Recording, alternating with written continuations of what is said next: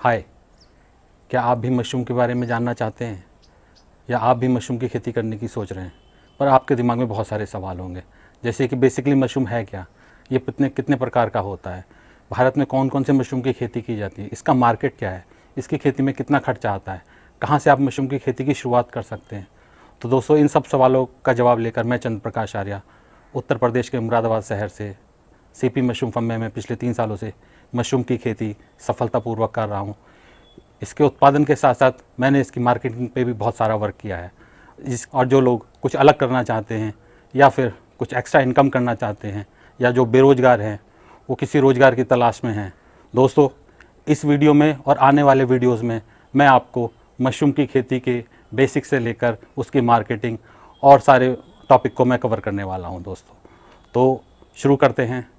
तो दोस्तों, जब आप मशरूम की खेती की शुरुआत करने की सोचते हैं तो सबसे पहले आपको कई चरणों से होकर गुजरना पड़ेगा। जैसे कि आपको मशरूम की बेसिक इन्फॉर्मेशन लेनी है, उसके बाद उसका मार्केट ढूंढना है, उसके बाद आपको कहाँ से ट्रेनिंग लेनी है, उसके बाद इसके उत्पादन में किस लेवल से शुरू करना है। इस प्रकार आप अलग अलग स्टेप्स में बढ़कर मशरूम की खेती करके एक सफल मशरूम उत्पादक बन सकते हैं। दोस्तों, रिकमेंड करूँगा कि मशरूम की खेती स्टार्ट करने से पहले कम से कम आपको 2 महीने उसके प्रिपरेशन में लगाना है। उसके बाद आप ट्रेनिंग कीजिए, उसके बाद एक छोटे लेवल पर आप मशरूम का उत्पादन कीजिए। तो ये बेसिक इन्फॉर्मेशन आपको कैसे लेनी है, जैसे कि मैंने बताया, आप गूगल पर, यूट्यूब या फिर रिसर्च गेट पर आप डेटा को ढूंढिए, स्टडी कीजिए, डाउनलोड भी कर सकते हैं और एक डायरी और पेन लेकर नोट्स बनाइए। इन नोट्स में आपको ये जानकारी मिल पाए कि बेसिकली मशरूम है क्या, ये कितने प्रकार का होता है, भारत में कौन कौन से मशरूम उगाए जाते हैं और उनका मार्केट क्या है। तो एक तरफ तो आप ये इन्फॉर्मेशन आप कंटिन्यूस लेते रहें, इसके साथ साथ आपको एक काम और करना है। आपको क्या करना है कि अपने आसपास जो सब्जी के ठेला लगाते हैं या जिनकी सब्जी की छोटी दुकान है, छोटी सब्जी मंडी या फिर बड़ी सब्जी मंडी, इन सब लोगों के पास जाना है जो कि मशरूम को सेल, वहाँ से आपको मशरूम के बारे में जानकारी लेनी है। जैसे कि वो कौन कौन से मशरूम सेल करते हैं, किस किस मौसम में उनको मशरूम मिल पाता है, या ऑन सीजन में मशरूम का मिनिमम रेट क्या जाता है या मैक्सिमम रेट क्या जाता है, सप्लाई करते हैं। तो आपको उन दुकानदारों से, उन ग्रोवर्स का कॉन्टैक्ट नंबर या एड्रेस लेना है और फिर आपको उन ग्रोवर के पास जाकर उनसे मिलना है, आपको पर्सनल विजिट करनी है और उनसे मशरूम की बेसिक इन्फॉर्मेशन आप ले पाएंगे। जैसे कि मशरूम के उत्पादन में वो क्या क्या चैलेंजेस फेस कर रहे हैं, या फिर जो मशरूम के उत्पादन में जो सामान लगता है वो उनको कहाँ से और किस रेट में मिल पाता है। तो इससे आपका 2 फ़ायदा हुआ। एक कि दुकानदारों से आपको उसकी मार्केट वैल्यू पता चल जाएगी, आपका प्रोडक्ट जब आप ग्रो करोगे तो उसका क्या रेट आपको मिल पाएगा।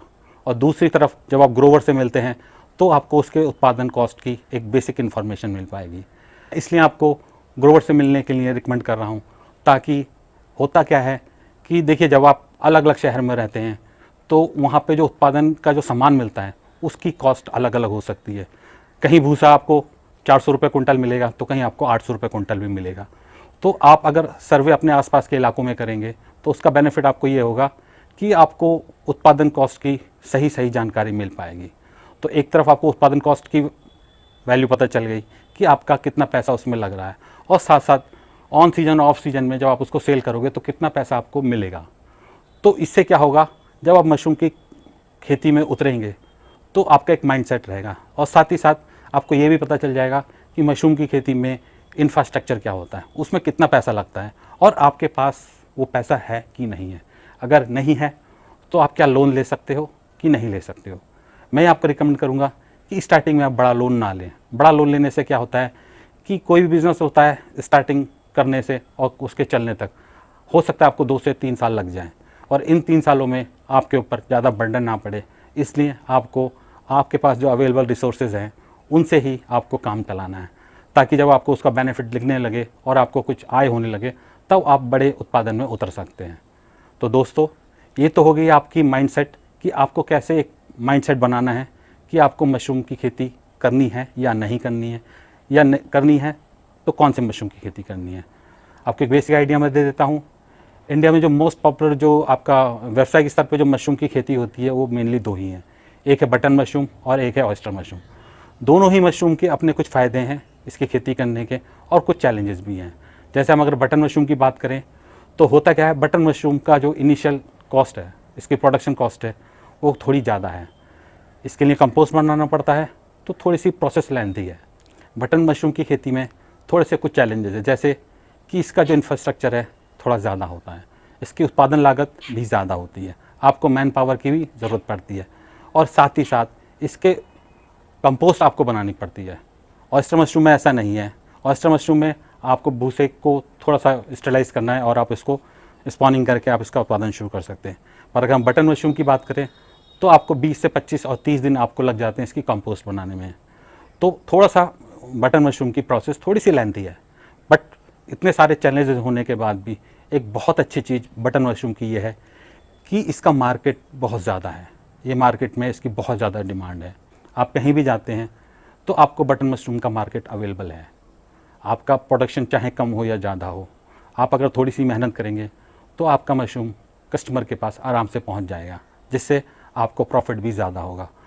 पर वहीं अगर हम ऑयस्टर मशरूम की बात करें तो ऑयस्टर मशरूम की खेती में बहुत सारे बेनिफिट्स हैं, जैसे कि इसकी उत्पादन कॉस्ट बहुत कम है, प्लस इसका इंफ्रास्ट्रक्चर बहुत ज़्यादा कॉम्प्लिकेटेड नहीं है। एक तो इसकी प्रोडक्शन कॉस्ट कम है, इसको उगाना भी आसान है, प्लस इसको 100% ऑर्गेनिक मेथड से उगाया जा सकता है। तो ये तो सब इसके फ़ायदे हो गए। साथ ही साथ इसमें एक चैलेंज भी है। वो चैलेंज ये है कि देखिए, इसका मार्केट अभी इतना इजीली अवेलेबल नहीं है, आपको इसका मार्केट खुद क्रिएट करना पड़ेगा। तो ये एक थोड़ा सा इसमें कॉम्प्लिकेशन है, बट मेरा ऐसा मानना है, मैंने भी पिछले 3 सालों में बटन और ऑयस्टर मशरूम दोनों पर ही काम किया है, तो मेरे पास बटन मशरूम का भी मार्केट है और मेरे पास ऑयस्टर मशरूम का भी मार्केट है। बट ऑयस्टर मशरूम में आपको अच्छी खासी मेहनत करनी पड़ती है, आपको इसके बारे में डीप में जाना पड़ेगा। वैसे तो आपको बटन मशरूम हो चाहे ऑयस्टर मशरूम हो, सबके बारे में बेसिक इन्फॉर्मेशन होनी ही चाहिए कि मशरूम है क्या, ये कितने टाइप का होता है, इसके खाने के हेल्थ बेनिफिट क्या हैं। इसके बहुत सारे बेनिफिट हैं, वो मैं आपको आने वाले वीडियोज़ में डिस्कस करूँगा मैं पूरी डिटेल के साथ। अभी बेसिक मैं आपको ये बता रहा हूँ कि आपको मशरूम की खेती में उतरते समय क्या क्या चीज़ों का ध्यान रखना है। तो आपको मशरूम के बारे में अच्छी जानकारी होनी चाहिए, ताकि जब आप ऑयस्टर मशरूम की खेती में उतरें तो आप उसके हेल्थ बेनिफिट कस्टमर को कन्विंस कर पाएँ। इससे फ़ायदा ये होगा कि आपके पास ऑयस्टर मशरूम का मार्केट ईज़िली अवेलेबल होगा। ऑयस्टर मशरूम की, जैसे मैंने कहा, उत्पादन लागत बहुत कम है, तो आप ये समझ लीजिए आपको 4 से 5 गुना फ़ायदा हो सकता है। अगर आप 30 रुपये लगाते हैं तो ये मान लीजिए आप 150 रुपये का उसको सेल कर पाएंगे। दैट मीन्स 5 गुने का मुनाफा इसमें है। पर वहीं हम बटन मशरूम की खेती में आते हैं तो उसमें प्रोडक्शन कॉस्ट ज़्यादा है, बट आपका माल हाथों हाथ बिक जाता है, तो ये आपको एक बेनिफिट है। प्लस इसके साथ साथ मैं आपको एक चीज़ और बताना चाहूँगा, जो मशरूम की खेती है वो 2 तरह के इन्वायरमेंट में होती है। पहला इन्वायरमेंट होता है सीजन मीन्स जैसे आपका बाहर का वातावरण है उस हिसाब से आप मशरूम उगा रहे हैं या नहीं उगा रहे हैं। जैसे कि बटन मशरूम है, अगर आप सीजन कल्टीवेशन करेंगे तो आपको अक्टूबर नवंबर से शुरू करना पड़ेगा और आप मार्च और मिड ऑफ अप्रैल तक इसकी खेती कर सकते हैं। इसके बाद क्या होता है, टेम्परेचर बहुत हाई हो जाता है। मार्च के बाद आपका टेम्परेचर 28, 29, 30 हो जाता है, तो उस कंडीशन में नेचुरल क्लाइमेट बटन मशरूम को सपोर्ट नहीं करता है, इस वजह से आप उसकी खेती नहीं कर पाएंगे। और दूसरा तरीका है मशरूम को उगाने का, जिसको हम बोलते हैं कंट्रोल्ड कंडीशन। कंट्रोल कंडीशन का मतलब है कि बटन मशरूम की खेती के लिए जो टेम्परेचर और जो ह्यूमिडिटी आपको चाहिए वो आपको रूम के अंदर आर्टिफिशियली तैयार करनी पड़ेगी। इसके लिए आपको रूम में एसी भी लगाने पड़ेंगे और फॉगर्स भी आपको यूज़ करने पड़ेंगे। तो इस वजह से क्या होता है, थोड़ा सा इसका प्रोडक्शन कॉस्ट बढ़ जाता है। बट अगर आप सीज़न खेती कर रहे हैं तो आपको ये एसी और उसकी ज़रूरत नहीं है, तो इसलिए आपकी प्रोडक्शन कॉस्ट कम रहती है और आपका मार्जिन बढ़ता है। अगर आप बटन मशरूम की खेती कंट्रोल कंडीशन में करते हैं, यानी कि ऑफ सीजन में करते हैं, तो आपको बेनिफिट ये होता है कि आपको इसके अच्छे दाम मिल जाते हैं। जो मशरूम आप सीज़न में 100-125 रुपये केजी बेचते हैं, वही मशरूम आपका 200 से 250 रुपये किलो बिक जाता है। उससे आपका बिजली का खर्चा भी निकल के आ जाता है। तो आप दोनों तरह के, कंट्रोल कंडीशन में भी या सीज़न खेती, दोनों भी कर सकते हैं। बट मैं आपको रिकमेंड करूँगा कि 1-2 सीज़न आप सीजन खेती ही कीजिए। ऐसा नहीं कि आप बहुत बड़ा इन्वेस्टमेंट कर दें और अगर आपने प्रोडक्शन और मार्केटिंग दोनों पर इक्वल वर्क नहीं किया है तो आपको आपकी लागत का बेनिफिट उतना नहीं मिल पाएगा। तो दोस्तों, आपको मैंने बता दिया, आपको बेसिक इन्फॉर्मेशन लेनी है इंटरनेट से। उसके बाद आपको मशरूम जो सेल करते हैं उनके पास विजिट करनी है, वहाँ से आपको एक आइडिया मिल जाएगा कि मशरूम कितने में सेल होता है, मिनिमम रेट क्या मिलता है और मैक्सिमम रेट क्या मिलता है, ऑफ सीजन ऑन सीजन दोनों के आपको ये नोट्स टाइप के एक डायरी में नोट कर लेना है। उसके साथ आपको जाना है फिर ग्रोवर्स के पास। अब जब आप ग्रोवर के पास जाएंगे हो सकता है आपको 150-200 किलोमीटर का यात्रा भी करनी पड़े। तो एक बड़ा इन्वेस्टमेंट करने और एक नया डिसीजन लेने से पहले अगर आप थोड़ी बहुत भाग दौड़ भी करते हैं तो वो कोई घाटे का सौदा नहीं होगा। अब मैं बताता हूँ, जब आप ग्रोवर के पास जाते हैं तो वहाँ आपको 2 तरह के जवाब मिलेंगे। एक ग्रोवर ऐसा हो सकता है वो बोलेगा कि इस मशरूम की खेती में बहुत फ़ायदा है, और हो सकता है कोई ग्रोवर आपको ये भी बोले कि यार इस मशरूम की खेती में बहुत ज़्यादा फ़ायदा नहीं है। पर ये दोनों ही बातें सही भी हैं और गलत भी हैं। वो इस प्रकार से, जब आप मशरूम की खेती में उतरते हो तो बेसिकली होता है क्या है, जो एक नॉर्मली एक आदमी गलती करता है वो क्या करता है, वो सीधे मशरूम की जानकारी लेता है, उसकी ट्रेनिंग करता है और बड़े लेवल पे मशरूम के प्रोडक्शन में उतर जाता है, पर वो इसकी मार्केटिंग पर वर्क बिल्कुल नहीं करता। उसका नुकसान ये होता है जब उसका प्रोडक्शन आ जाता है, उसके पास बल्क में मशरूम आ जाता है, पर उसको उसके मार्केट का आइडिया नहीं होता। इस वजह से वो जल्दबाजी में अपने मशरूम को औने पौने दामों में आसपास जो अवेलेबल रिसोर्स होते हैं उनको प्रोवाइड कर देता है, जिस वजह से उसको नुकसान होता है, या नुकसान नहीं होता तो फ़ायदा बहुत ज़्यादा नहीं होता, और वो कहता है कि मशरूम की खेती में कुछ नहीं रखा है। दोस्तों, मैं पिछले 3 सालों से मैंने इसके मशरूम के उत्पादन और मार्केटिंग दोनों पे ही अच्छा वर्क किया है। अभी तक एक ये रहता है ऑयस्टर मशरूम में कि इसका कोई मार्केट नहीं है, पर दोस्तों अगर आप दिल से मेहनत करो, अच्छी मेहनत करो, लोगों से मिलना पड़ेगा आपको, इसके हेल्थ बेनिफिट बताने पड़ेंगे, लोगों को जागरूक करना पड़ेगा, तो बहुत मुश्किल भी नहीं है कि आप ऑयस्टर मशरूम की खेती सफलतापूर्वक कर पाओ और उससे एक अच्छा मुनाफा ले पाओ। अब ये आपके ऊपर डिपेंड करता है कि आप कितनी मेहनत करते हैं। बट मैं आपको राय दूंगा कि जितनी मेहनत आप प्रोडक्शन में करेंगे उससे ज़्यादा मेहनत आपको उसकी मार्केटिंग पर करनी ही है। मैं तो आपको ये रिकमेंड करूँगा, आपका जो टारगेटेड प्रोडक्शन है पर डे का, आपके पास उससे ज़्यादा उसकी डिमांड अवेलेबल होनी चाहिए।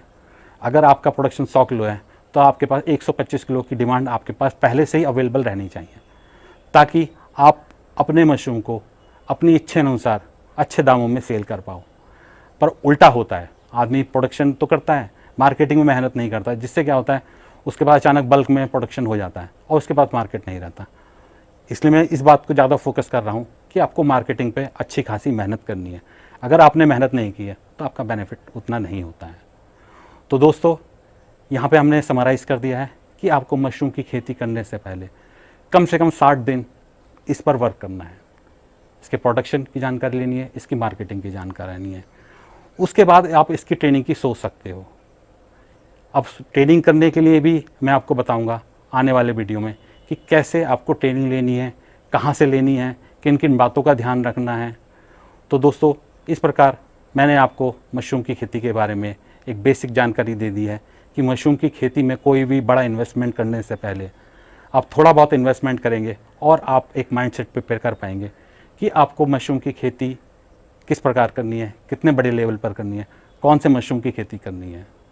तो दोस्तों, अगर ये वीडियो आपको अच्छा लगा हो या आपको लगा हो कि इस मशरूम की खेती के बारे में आपको कुछ जानकारी मिली है, तो दोस्तों मेरे चैनल को लाइक कीजिए, सब्सक्राइब कीजिए, शेयर कीजिए, और उससे बड़ी चीज़ मैं आपसे एक रिक्वेस्ट करूँगा कि आप कमेंट्स कीजिए। कमेंट्स के द्वारा मुझे अपनी राय दीजिए कि आपको इस जो मैंने आपको जानकारी दी है वो कितनी आपके लिए यूज़फुल है, या आपके मशरूम की खेती और मार्केटिंग से जुड़े कोई भी आपके क्वेश्चन है तो आप मेरे को कमेंट्स में पूछ सकते हैं, ताकि उन पॉइंट्स को मैं अगले आने वाले वीडियो में मैं कवर कर पाऊँ। और मशरूम की ट्रेनिंग का सेंटर चुनने से पहले आपको किन किन बातों का ध्यान रखना है, इसी प्रकार मैं आने वाले वीडियो में मशरूम की मार्केटिंग और इसके हेल्थ बेनिफिट और ये सारे टॉपिक्स कवर करूँगा। तो दोस्तों, इसी के साथ मैं ये वीडियो समाप्त करता हूँ। अगले वीडियो में मिलेंगे। अपना ध्यान रखें। जय हिंद, जय भारत।